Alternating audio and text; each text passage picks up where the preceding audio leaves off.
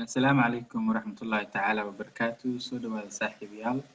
ku soo dhawaada channelkeena Daily Profit Forex Academy ee aad ugu barateen dhammaan forex casharradeeda oo just for free ah isla markaasna casharrada ugu muhiimsan casharrada ah waliba codsiga ku soo dhiibataan aan soo dhigno saaxiibayaal sida labada socotaan cashirkeena ugu dambeeyay ee aad ku xiisaha badnaa ee dadka sida quruxda badan looga falceliyay ku aadanay newska iyo sida loogu tirigeliyay khaasatan newska NFP-ga I hope man kadib in qof aysan dhibayn inuu news ku tirigelinayo iyo tricks-ka sida loo akhriyo intaba alxamdulillah saaxiibayaal sida labada socoteen codsigii ku aadan cashirka labaad aan soo duubi lahayn ee aad ku muhiimka ahaa waxaa sameynay codeyn ku aadan cashiro badan aad soo wada codsateen commentiyada ku soo codsateen cashirkii hore ee newska commentiyadiisa ku soo qorteen insha Allah tacaala marka cashirkii loogu coday marka casharada soo codsado kulligooda dhammaantood waxaa sameynay waxa loo yaqaano listi isla markaasna buula u sameynay channelkeena Daily Profit Forex Academy Telegramka oo soo join gareyn kartaa hadaad hore ugu jirin channelkaas soo dhignay isla markaasna codeyna la sameeyay codeyntiina kan tirada ugu badan boqolkiiba 40 xoogaa miya waxa uu codeeyay cashirkan la soo duubo saaxiibayaal sida la wada socotaan website-kan loo yaqaano mathaf.net waxa uu ka mid yahay website-yada loogu isticmaalka badan yahay marka laga hadlayo financial websites. Do you know financial websites? waxaa laga wadaa website-yada la xiriira waxa loo yaqaano financial markets waliba khaasatan haddii ahaan lahayd stock-ga haddii ahaan lahayd indices-ka haddii ahaan lahayd commodities-ka haddii ahaan lahayd forex-ka dhammaan waa website-ka loogu booqasho badan yahay sometimes website-kan waa website just for free ah ee aad ka heli kartid dhammaan tools tiro badan ee loo isticmaalo I hope inteena badan ama Soomaalideena inta ka isticmaalaan hal aim u isticmaalaan laakiin maanta waxaan rabaa inaan idin tuso website-ka mathaf.net inuu ka weyn yahay waxa kaliya laydinkaga sheekeeyay ama hore ugu aragteen sorry marka haddii aan fiirino kale tusaale kale hordhac yar ku saabsan aan ka sheekeyno website-kan loo yaqaan mathaf sidoo qoraalka hoos kaaga muuqana ka arki kartaan oo ka akhrisan kartaan mathaf.net waa financial website loogu talagalay dhammaan traderska waliba si free ah isla markaasna heerka uu rabo qofka joogo hadduu professional trader noqon lahay iyo hadduu beginner noqon lahay labadaba waa qof waa mid caawinayo oo isla markaasna hadafkooda baahidooda baahiyooyin badan oo ka dabooli doona jiro waxa loo yaqaan mathaf.net I will share insha Allah taala saaxiibayaal website-kan loo yaqaan mathaf.net waxaa laga leeyahay wadanka France waxaan la aasaasay 2003 waxaa sameeyay nin lagu magacaabo Arnold Junian in la dhahaa iska leh waa nin engineer ah engineer degree watay ugu dambeyn usoo guuray traderska iyo ugu dambeyn wuxuu sameeyay website-kan 17 sano ugu soo dambeeyay shaqadiisa ugu badan wuxuu ku bixiyaa inuu horumariyo website-kan la xiriira financial market adduunka saaxiibayaal marka waxaan rabnaa dhowr mawduuc aan rabaa inaan ka sameeyo waxa loo yaqaan mathaf.net the main point are waxaa sameyn doonaa qaybta dambe ka dhigi doonaa haduu ilaahay idmo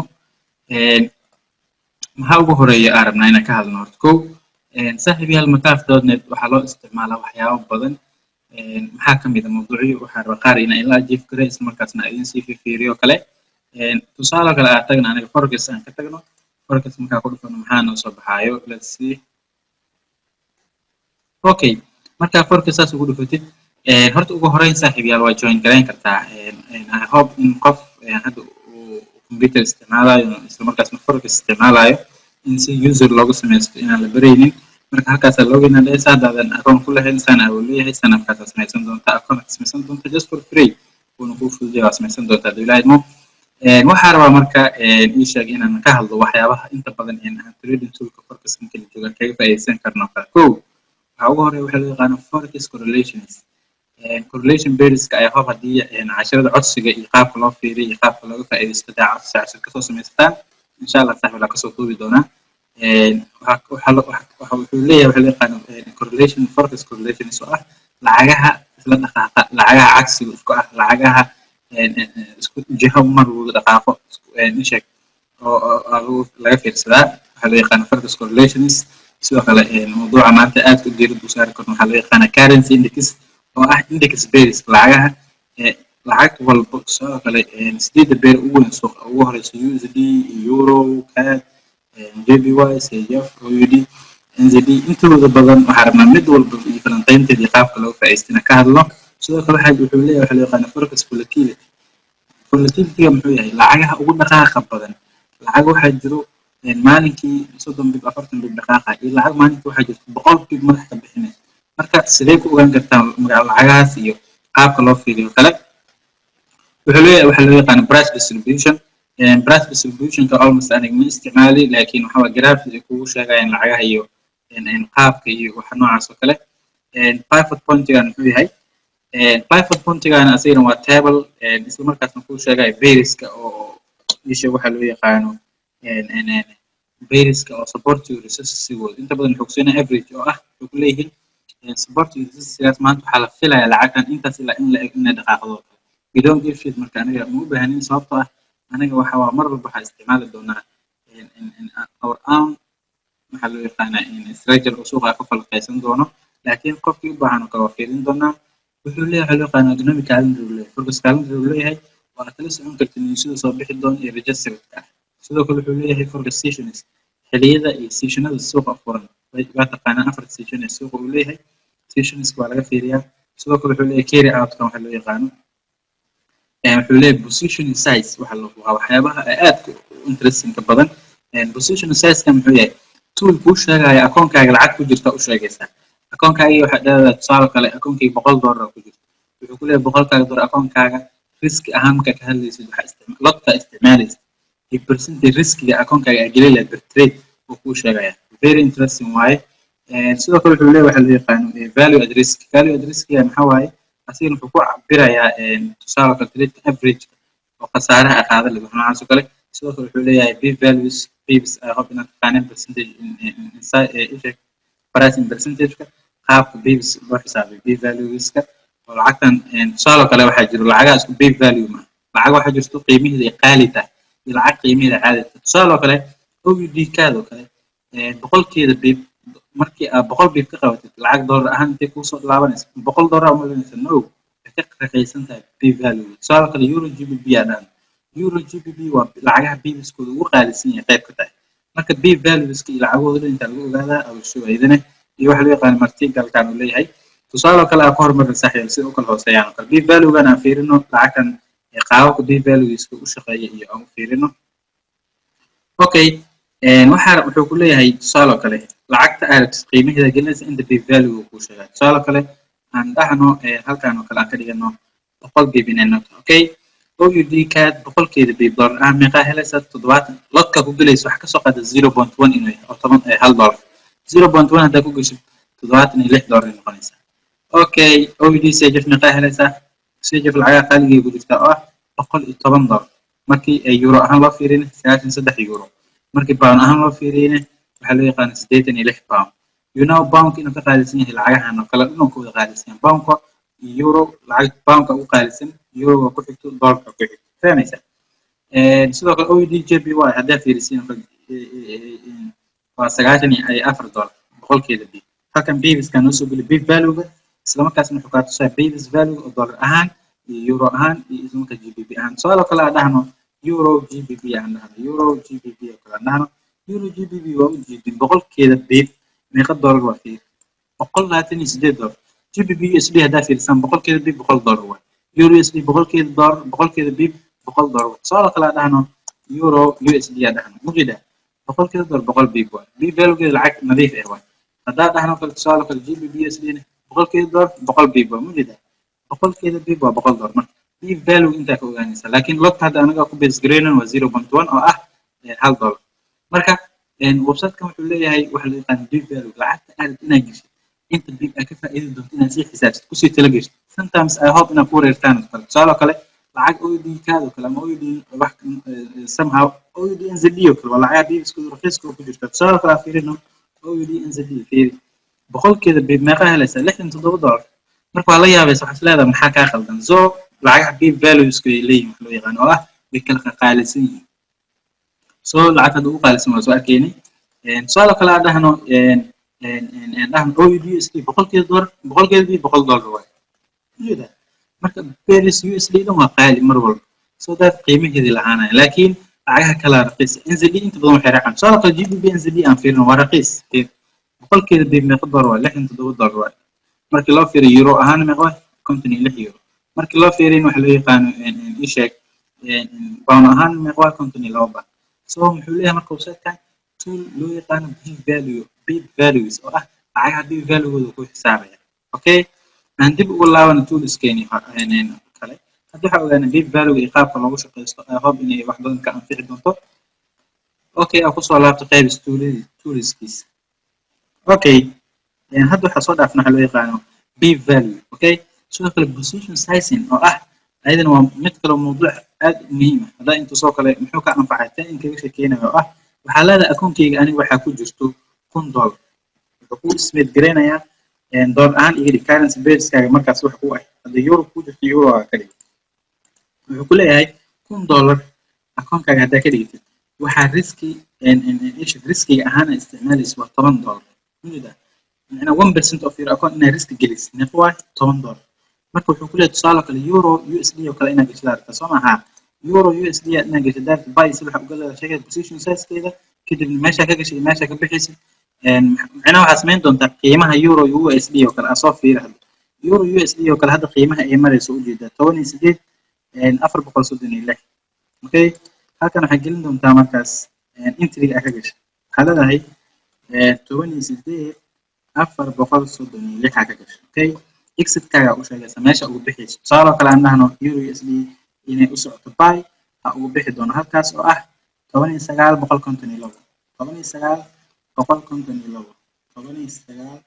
19,152 okay meeqa ka faa'iideysaa ku leeyahay $72 ka faa'iidi doontaa macna meesha ka gashay meesha position size ko ma jeedaa marka 1% of your account oo wuxuu ku leeyahay lose grade kadibna position meesha ka gashay waa isla markaas positions ku sheego ku sii xisaabina inta faa'iideed inta ka qasaar leedahay okay qayb waxay ka tahay toolskan aan u isticmaalayno oo uu leeyahay waxa loo yaqaan mataf.net waa amazing website sidoo kale wuxuu leeyahay forecast calendar oo ah kan newsada isheeg oo la sii ogyahay uu leeyahay tusaale kale lacagaha xilliyada news Monday 14 September marka maalinka suuqa la furaa waa news soo bixi doona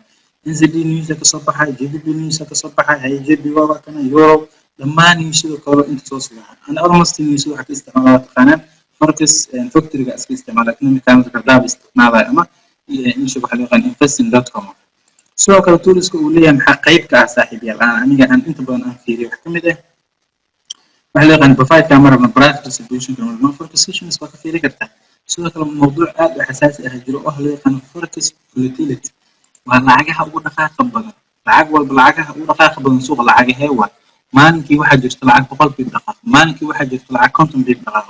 marka see ku ogaanaysa tusaale kale dadka intooda badan waxay leeyihiin waxa loo yaqaan dooq oo ah lacag waxaa jiro aad u interest gareeyaan marka suuqan hadda ku cusub tahay haddii aan in muddo ku jirto waxaa jiri doonto lacaga aad u gaadsan doonto dabeecadooda fahmi doonto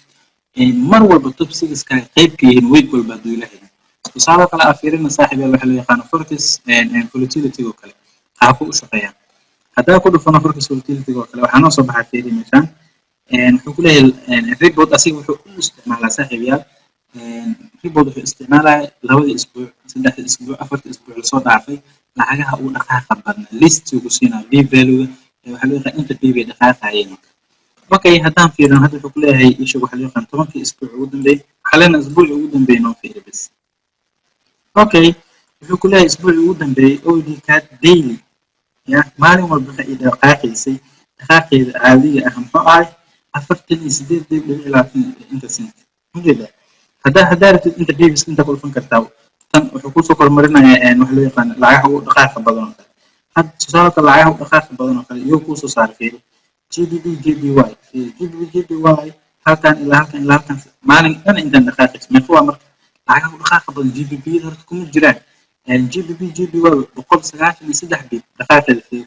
GBP NZD 180 hadda listiga anaga soo kormariyay si u kala weyn yihiin lacagaha ugu dhaqaaqa badan iyo soo kormari lacagaha dhaqaaqooda yar yahay iga hoosmari hadda halkan ku dhufto lacagaha ugu dhaqaaqeeda ku soo hoosmarinaya oo ku soo kormarinaya kadib marka bibiska ku dhufo meeshaas isha filterkaas hadda wuxuu noogu soo hormariyay GBP JPY 193 bib inay dhaqaaqdo GBP NZD oo kale 187 bib GBP OUD GBP waa kuwa ugu dhaqaaqa badan mar walba suuqa GBP OUD 183 GBP USD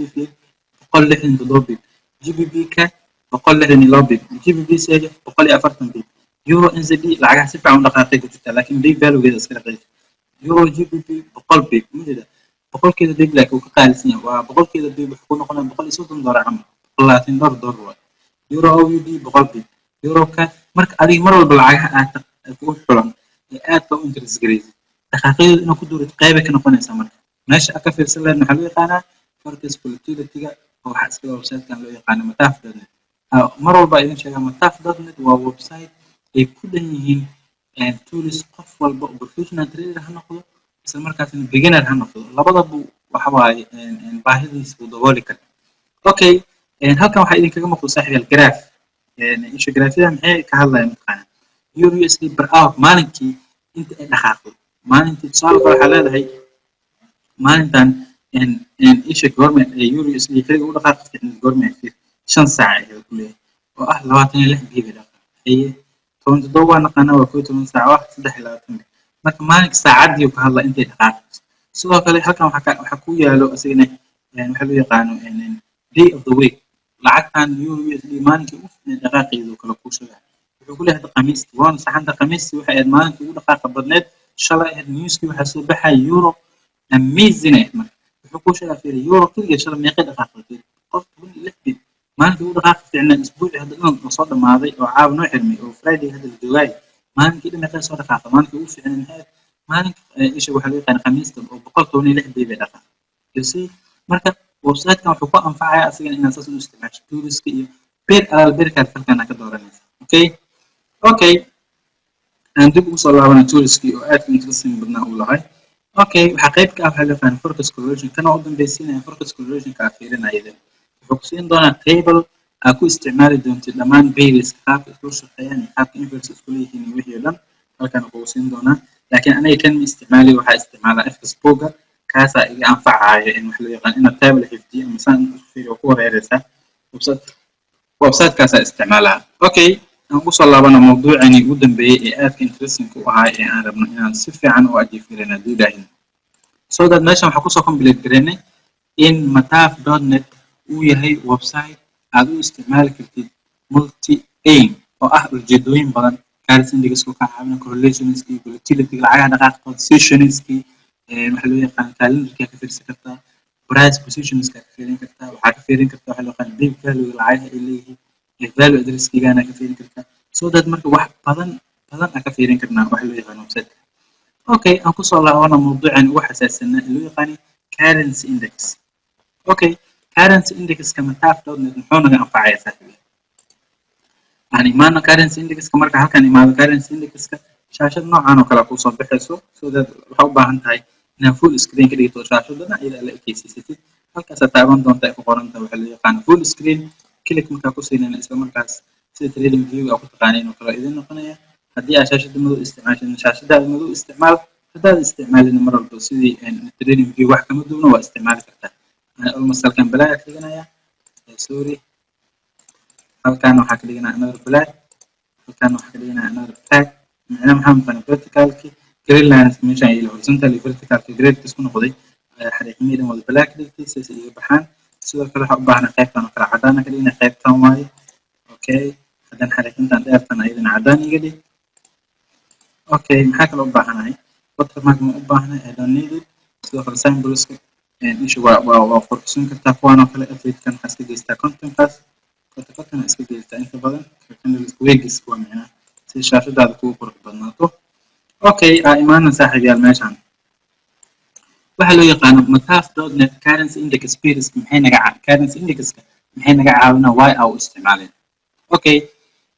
ujeedka guud horta mar walba anaga waxa diirada kaalinta kood noogu jirto waxay tahay strategy-ka suuqa waxa uu noo sheegay okay suuqa tagnay euro USD soo falanqaysanay euro USD maanta waxayna tustay horta almost ogtiin suuqa anaga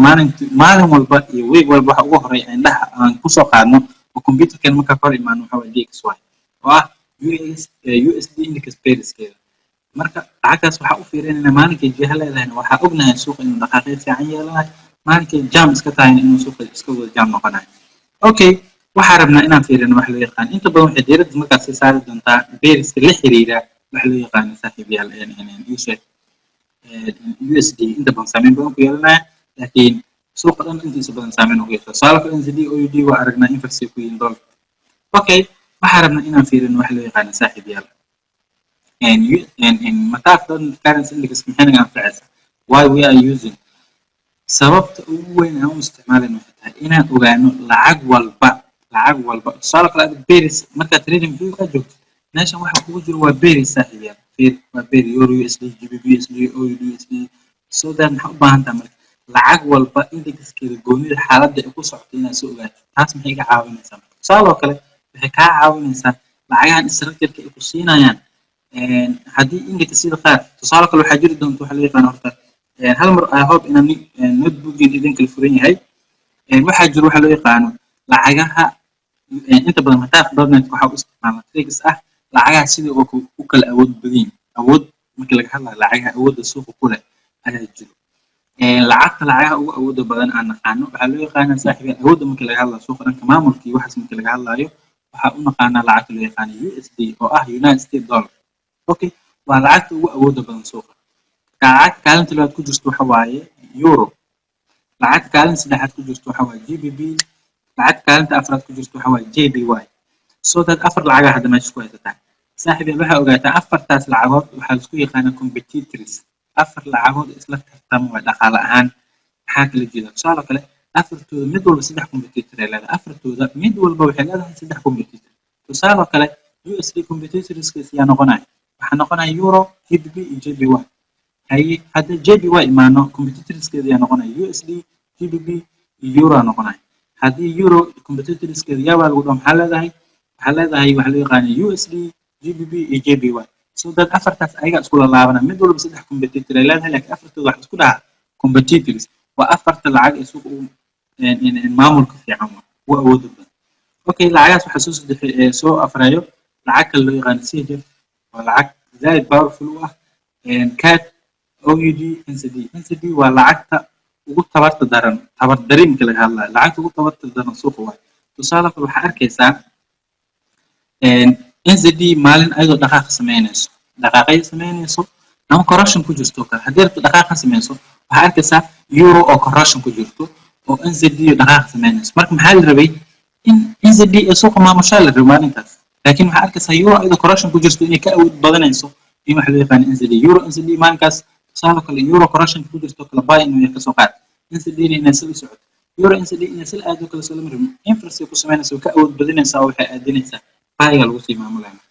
marka NZD waa lacagta ugu daciifsan suuqa so that OUD ku xigto waxa ku xigto CAD CHF iyo ishak GBP JPY GBP euro iyo USD awoodaha suuqa markaa ka fiirinayno marka intaas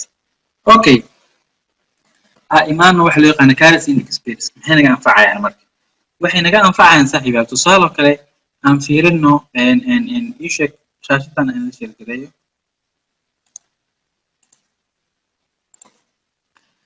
okay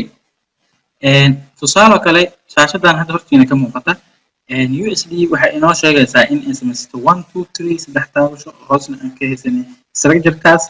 halkana maalinka laga buush gareynayna almost mataaf.net ka soo ogaaday in lacagtan buy aadaysan fahmaysaa okay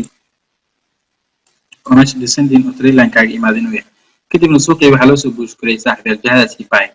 so that maxaa u baahanaa marka waxaa u baahan tahay waxay tahay mataaf.net tusaale kale aan kasoo qaadno USD maalinkan inuu ku socoto buy so that haddii USD buy ku socoto adiga beerka markaas aad diiradda saarinayso waxaa laga yaabaa inuu yahay waxa loo yaqaano GBP USD oo kale maalinkaas inaad ugaarsanaysa laga yaabaa ama euro USD so that euro USD baawar ahaan marka laga hadlayo suuqa yaa awoodda leh USD awoodda iska leh okay haddii ka waran USD ee buy u socoto USD inta buyga inta kasoo kacday ilaa korkaas u socoto eurona sal u socoto maxaa dhacay maalinkaas mataqaana euro USD maalinkaas waxaa loo dhaqaajin doonaa waxaa loo yaqaano sel nadiifa loo dhaqaajin doonaa oo ah tusaale kale euro waa kana maalmahan ay salka kusoo socotay maxaa loo yaqaana dollarkana muxuu ku socday baygana ku socday sorry time frame ka joogo waa 4 hour tan aan 4 hour noo geeyo si aan iskula socono okay waxaan leenahay USD maalmahan wuxuu ku socday suuqa waa maalinka lasoo buuji karay weydii bilowgiisa kadibna ilaa buygan ilaa ay korkaas uu soo imaanaya soo maha okay la weygii hore xitaa ahayd marka USD maxay ku socotay buy eurona maxay ku socotay sell euro USD maxaa uga faa'iideysanaya euro USD maxaa uga faa'iideysanaya euro USD waxaa uga faa'iideysanaysa mar walba euro USD waxaa og tahay in deeqa soo inverse ku tahay oo ah sell haddii dollarka buy aado in ayada sell soo aadayso haddii dollarka uu sell soo aadanay ayada inay buy soo aadaysa og tahay soo maha marka dollarka maalmahan wuxuu ku socday maalmahaas wuxuu ku socday buy euro maxay kusoo socotaa iyadana sell indexkii euro waa lacagta hadda meesha hortiina taalo waa euro oo qaleel ah soo daa labadan isku qabso euro iyo USD marka waxaa u baahan tahay tusaale kale euro USD waxaa aragtay inta soo break out gareeyay strategy okay markuu soo break out gareeyay kana inta kasoo kala wareegay suuqa halkan kasoo kala wareegay maadaama suuqa halkan kasoo kala wareegay sell soo aaday euro oo sell ku socoto iyo dollarku buy ku socdo see uga faa'iideysan karaa euro USD markaas waa isku qabsanaysaa kadibna waxaa uga faa'iideysanaysaa sell haddii dollarka markaas uu aadana sell saaxiib yaal horta kaalinta kuwaad ogaada mar walba strategiga suuqa waxa uu kuu sheegay kaalinta kuwaad kugu jirto not indexkan waxaa ka rabnaa very help useful oo further confirmation isa ka raadsana waxa loo yaqaan oo ah confirmation dheeraad ah strategiga suuqa laakiin aniga mar walba trading view-geena strategiga lacagta freelance strategiga iyo meelaha nooga soo bisa suuqa ayada noo maamusho soo daad maxaa u baahnaa ku horta in ayada fiirino marka ayada fiirino kadib waxaa rabnaa trade inaan qaataan raba Soomaa tusaale kale trade-kii waxaa aragtay saaxiib yaal in USD oo kale inay correction isaga jirto oo euro dhaqaaq sameynayso maalinkaas oo kale marka waa qasbaa maalinkaas correctionka aydan la galaysa okay awoodaha lacagaha waa tusaale kale haddii aad aragto NZD aan fiirino tusaale kale waatna NZD maxay ku socotaa kale NZD waxay ku socotaa buy Soomaa NZD waxay ku socotaa strategy-ka u socoto u jeedin saaxiib yaal waxay ku socotaa in strategy-kaas ay halkaas soo taabato meeshan waxa yaalana waa expanding ilaa haddii halkan jibisan ilaa waxa ognahay ilaa halkaas inay soo taaban doonto halkaas laga soo aadin doono okay marka waxaan rabnaa inaan fiirino waxa loo yaqaano NZD maxay ku socotaa NZD daqiiqadan ay sameynayso waa buy haddii NZD aa aragto oo buy ah oo euro aa aragto waxa loo yaqaano sell ah euro ay sell tahay euro NZD maxaa uga faa'iideysanaya waxaa uga faa'iideysanaya sell uga faa'iideysanaya sababtoo ah beerka hore fiir beerka hore yaaba euro ma horeysa NZD maxay sameynaysaa sell u socotaa buy u socotaa soo euro NZD maalinkaas dhaqaaqyo fiican ay sameynaysaa oo la yaqaano kadibna waxa uga faa'iideysanaysaa sell tusaale kale hadda euro maxay ku socotaa fiir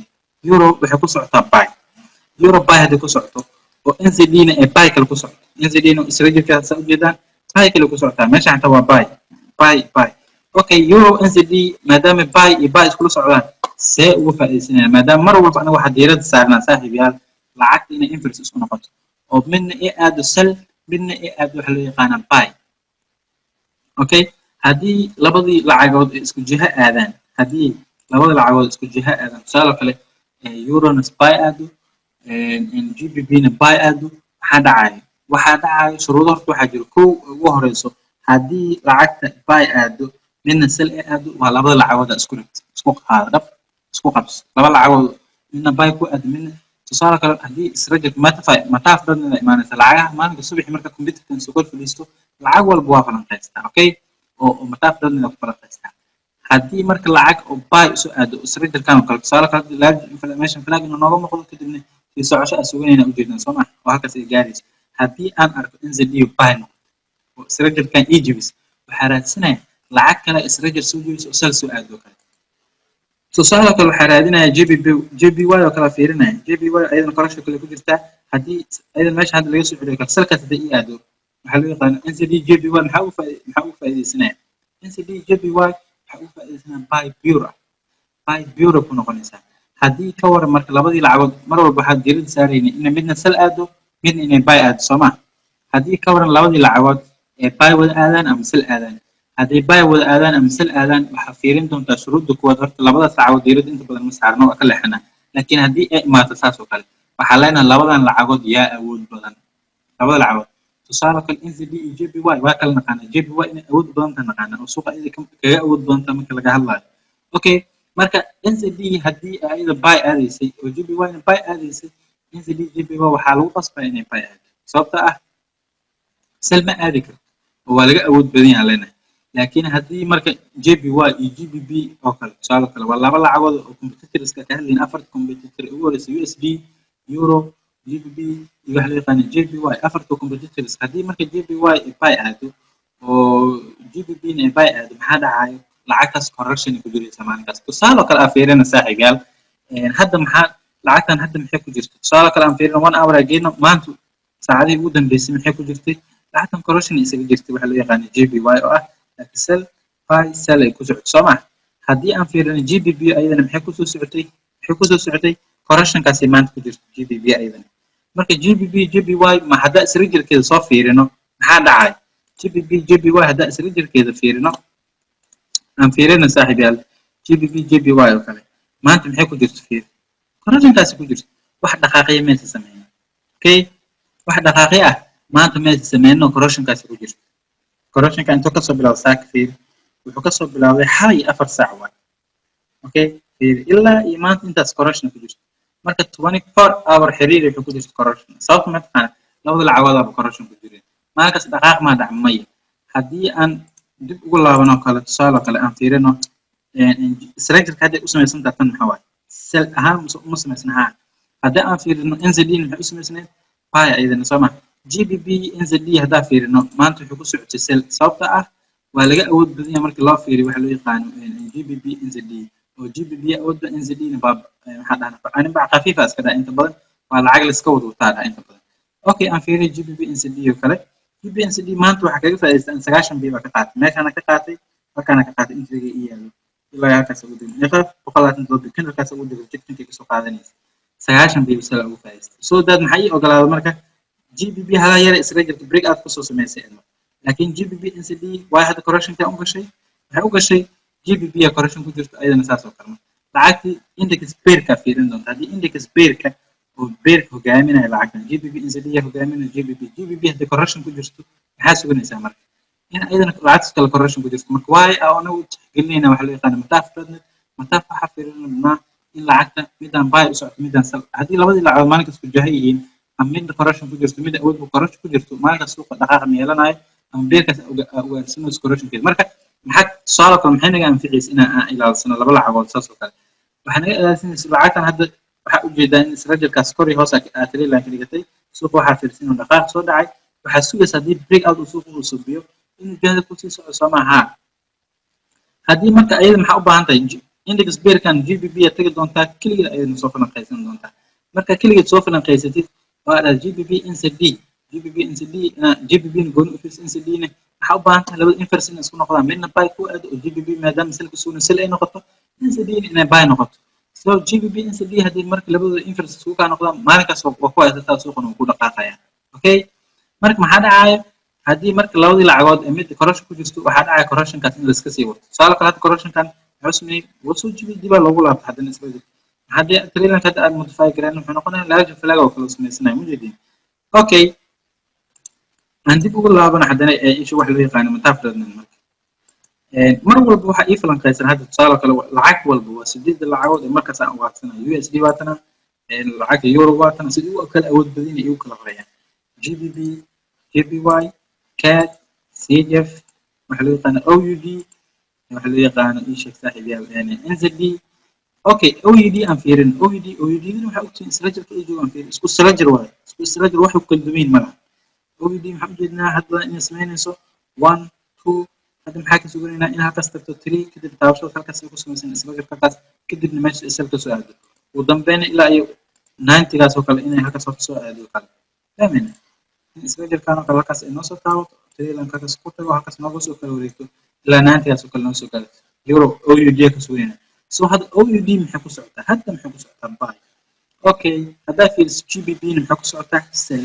laakiin labada correction hadda qaybta dambe ka qaateen haddii aan fiirino kale saaxiib GBP AUD waxa ay sameynayso kale haddii aan fiirino kale maxay sameynaysaa fiiri waa soo break out kale maanta GBP meesha break out ka soo sameynaysa kadibna waa rejection soo qaadatay iyo soo sameynaysa waxay u sameynaysaa GBP correction ka isaga jira GBP هذا time frame كأجوجنا 4 hour هذا 1 hour وكذا جينا صاحب يال 1 hour وكذا ده إذن جي محاكي سان GBP هو مجدا أيدي correction كده so that مركل عاد correction كده كده جستو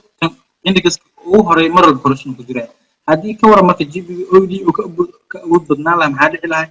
awoodda OD lahaan lahayd oo kale maadaama OD ay baad ku socoto GBP mar walba salaal si aadin lahaa correction keerta ku jirto marka waxaa ogaataa haddii lacagta awoodda badan ee dhaqaaq sameynayso tan kale laga awoodda badan yahay correction ku jirto oo tan awoodda badan ee suuqa beerka horey uu ku yahay suuqaas tan awoodda badan dhaqaajinayso laga awoodda badan yahay mar walba laga awood badinaa fahmaysa haddii ahdaayo kale maxaa example maxaa kusoo qaadanay euro NZD oo kale aan euro NZD haddii tan awoodda badan correction ku jirto oo tan laga awoodda badan yahay dhaqaaqayso tan laga awoodda badan yahay markaas waa laga maamulaa waa la garaacaa ayadaa la garaacaya isla markaasna euro kala garaacayso euro NZD oo kale yaa la garaaca euro waxa garaacaysa NZD waa laga awood badan yahay GBP NZD oo kale yaa awood badan NZD laga awood badan yahay GBP ka awood badan USD NZD yaa awood badan USD awood badan ma fahmaysaa marka waxaas dhan mar walba waxaad isku fiirin doontaa sharcigaas oo lacagaha sida uu kala awood badan yahay waxaana ogaataa inay jiraan waxa loo yaqaan competitors oo afar competitor ah ee ugu horeysa USD euro GBP iyo GBY mid walba afartooda ayaga mid walba saddex competitors la leeyihiin isku soo laalaabanaya okay haddii aan soo gabagabayno saaxiibayaal shuruudaha ugu dambeeya ee lacagaha aan rabno index bears inaan ugu faa'iidaysano mar walba waxaa fiirin doonto mar walba muhiimadda guud waxay tahay inaad fiirisid lacagta selka ah iyo lacagta buyga ah labada lacagood aragti inaad ilaalisid sidoo kale tusaale oo kale aan kasoo qaadno saaxiibayaal trading viewgeena aan tagno hal lacagood oo kale aan fiirino euro USD oo kale iska dhaafno NZD USD oo kale aan fiirino NZD USD ujeedin waxay sameynayso okay USD ujeednaa OD JBY ujeednaa OD JBY awood badan JBY awood badan okay OD NZD fiir laba lacagood isla daciif ah labada lacagood isla daciif ah maxay dhacaa marka OD correction isla jirta kalena correction isla jirta lacagta marka waxaan ujeedin in isla jir noocaas oo kale ku socdo CAD JBY oo kale fiirino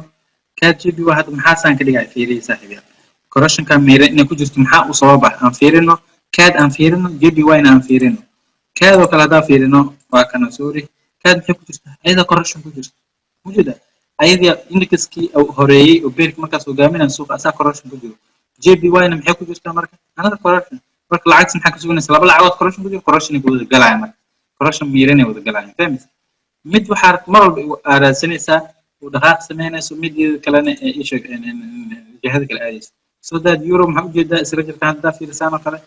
in aan ka suganaynay dabartubkaas hadda inflation laga soo siiyey haddii marka meesha large flag inay ka samaysato expendikaas ay dhimayso hadda saddex taabasho 1 2 3 inta kasoo samayso meesha kasoo kala wareegto oo kale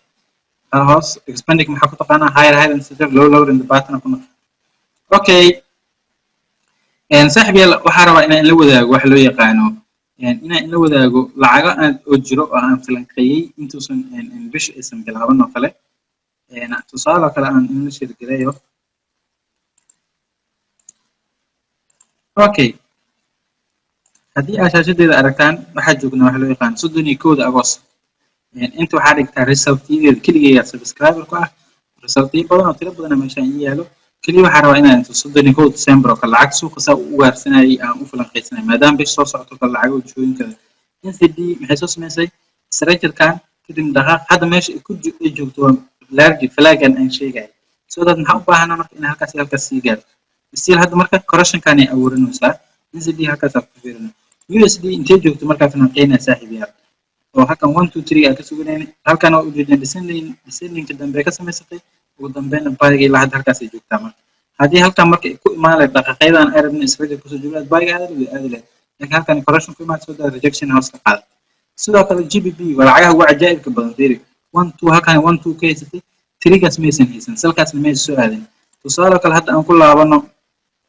in GBP aan fiirino meesha hadda ay joogto iyo markaas markaa falanqeynaya meesha ay joogto okay waa tan saaxiib meeshan waxa ujeedaan isla jirka hadda aad ku sawirayay oo ahay 1 2 3 1 2 3 maxay sameysanaa trailer ka soo celi mar walba markii trailer ka meel uu soo qajibiyo dib baa looga soo cestaa agtidaas iska dhigtaa kadib maxay soo sameysay retrace ilaa intee hoos soo dhacay fiiriye saaxiib ilaa hoos so powerful waa ujeedin taariikhda 31 bisha waa maantana had video aan duwa waa 12 September okay aan fiirino kala lacagaha markaas oo kale si fiican u sii saadaaliyay maxaa kamid ah euro maxaa dhaa 1 2 3 gaas ka suganayna hoostana waxay ka samaysatay marka low in baatan ah dhaqaaqan halka correction kan halkan ku imaaday halkaas waxay ka samaysatay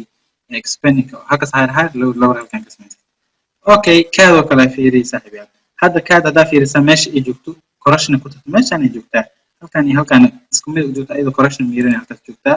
aan fiirino kaada iyadana kaad waa kaas mujidi meeshaan sugay image intee maraysa markaan meelahan kale maraysa soo dad maxaa dhan ilaa ka sii gaaraysa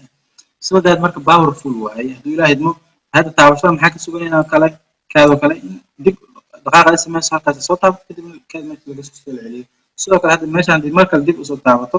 marka sariil ay saar saddex taabasho noqonaysa kadib suuqiisa lagu soo aadayo marka ujeedka guud saaxiibayaal mataaf doodna daawo isticmaalna waxay tahay in aan fiirino carries index lacagta inaan ku falanqeysano marka lacag ku falanqeysano lacagtan oo suuq hogaaminaysa sidoo kale kaad correction kan ku jirto soo ma aha JPY maxaa ka rabtaa inay ku dhaqaaqdo correction ku jirto haddii kaad JPY ka awood badan marka kaad JPY oo kale haddii aad inay faa'iis mid waxa u baahan tahay inay dhaqaaq sameynayso mid awood badan mar walba inay dhaqaaq sameysaa si dhuqeeyo ku soo qaado tusaale kale USD maxay ku jirtaa correction kaas JPY maxay ku jirtaa correction kaas labada lacagood maxaa ka sugaysaa oo sadafaysa laba lacagood correction ku jiro correction ku kula dheeraysanayaan fahmaysa marka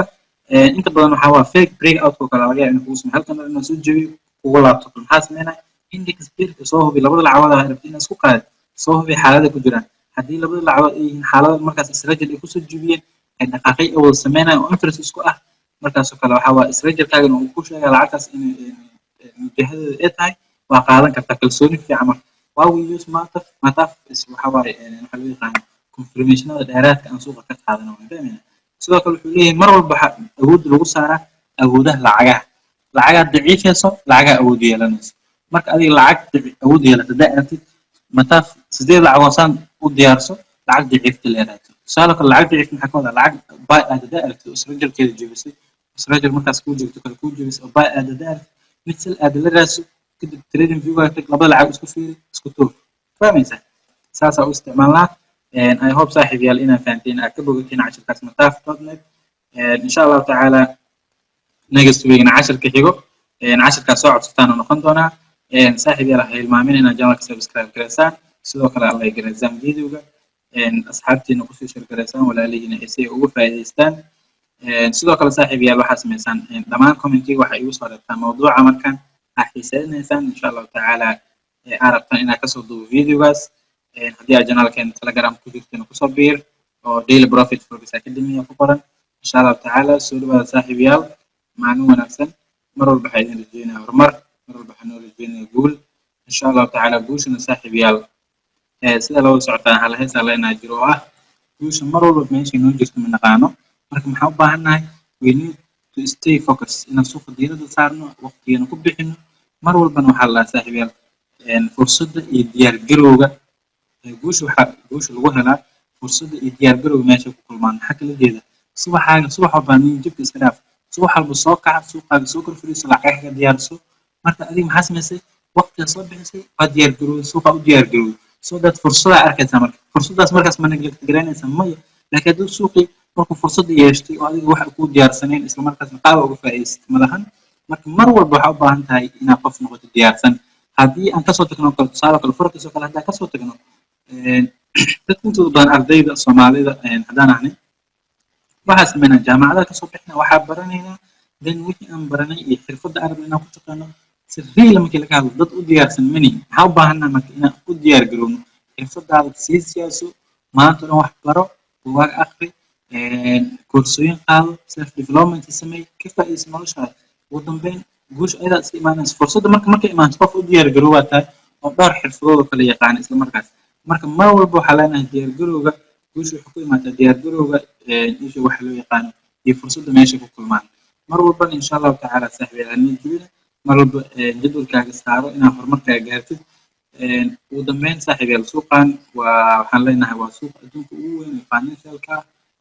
mar walbana istaraatiijiyadaada ku kalsoonaa whatever strategy aad isticmaashid haddii ay tahay midii kugu saxneed mar walba muhiimadda guud maaha tusaale kale haddii aad saaxiib yaal qof uu jiro uu ku baroo kale badda inta maalinkood oo badda jawigeeda uu degan yahay oo suuqa iyo badda intuu geeyo oo maalinkaas malaysia loo soo darto uu ku baro the next day adiga suuqa baddii markaa ku laabatid ee noqoto maalinkaas baddaas maalin badda aanan fiicnayn jawigeeda aan fiicnayn oo jawigii badda uu xun yahay oo qasan yahay ee baddii ka cacsan tahay oo kale maalinkaas waxaa laga yaabaa inaad suuqa bad inta degtid aad wax ka soo helin sababta naftada risk kula iskirin motions waaweyn aan jiro hilka doonta inuu kula gediya kala laga yaabaa mar walba badda qasantahay waa arki saas oo kale in wax badan aan ka soo helin marka hadhow marka qofka tricks-ki aad wax ku baratay sorry tricks-ki aad wax ku soo dabaleed ku baray ma eedeynaysaa mise marxaladda markaas ugu jira eedeynaysaa marxaladdu waa markaas marka saaxiibayaal suuqa wejiga ka fiicnaa uu lahay insha Allah hadda saddexdan bil soo socoto suuqa adduunka waxaa la rajeynayaa dhaqaalihiisa dib u soo laabto maadaama vaccine-kiina la helay adduunkiina uu furfurmaya marka insha Allah tacaala saaxiibayaal don't lose the hope harajidhigina insha Allah tacaala wasalaamu calaykum